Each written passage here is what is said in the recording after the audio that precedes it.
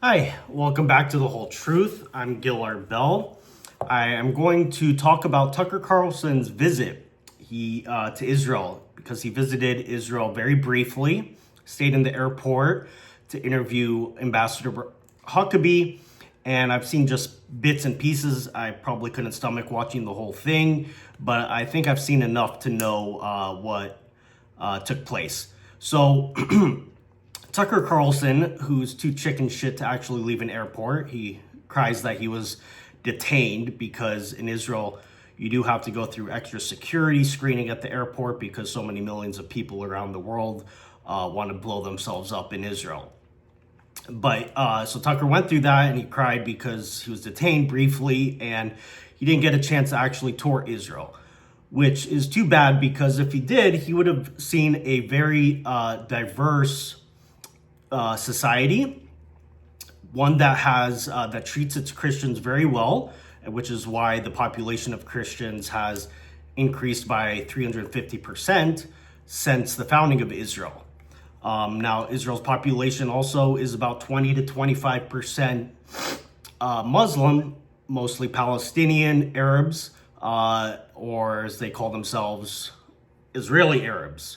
Now, of Israel's Jewish population, you have about half the population are Ashkenazi, which are the Jews that directly descend from European communities. You know, these were mostly Holocaust survivors and others who immigrated to Israel. And you also have about half the population, which are Sephardic or Mizrahi Jews, which are the darker skinned Jews whose directly descend from Jewish communities that have been in the Middle East and North Africa for thousands of years and who are now basically non-existent there.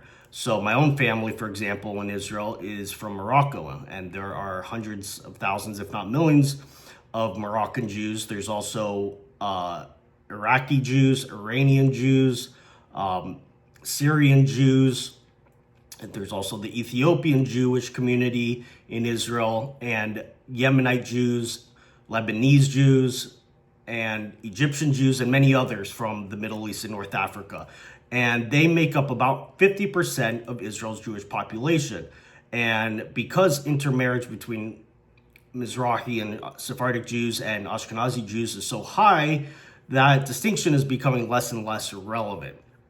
But in America and Europe and Australia and elsewhere, most of the Jewish population is Ashkenazi, which are fair-skinned Jews.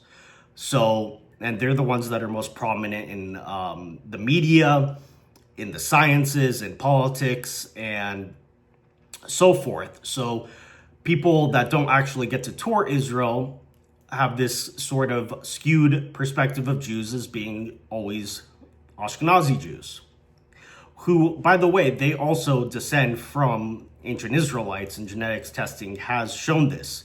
But because they were dispersed to Europe for many generations, there obviously is marriage and genetic drift, which has caused them to be lighter skinned.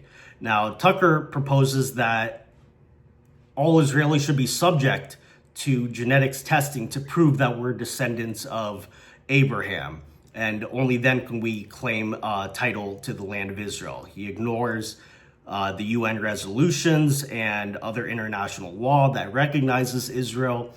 He ignores the facts on the ground that Jews are already there. I guess his proposition would be that Jews go back to wherever their grandparents came from. And you know, if their grandparents come from different places, then I don't know how that would work exactly. But this is a common anti-Semitic trope: is that Jews today are not the same as the Jews of ancient times. And he would have probably had a different belief if he wasn't such a chicken shit pussy and left the airport to actually see Israel.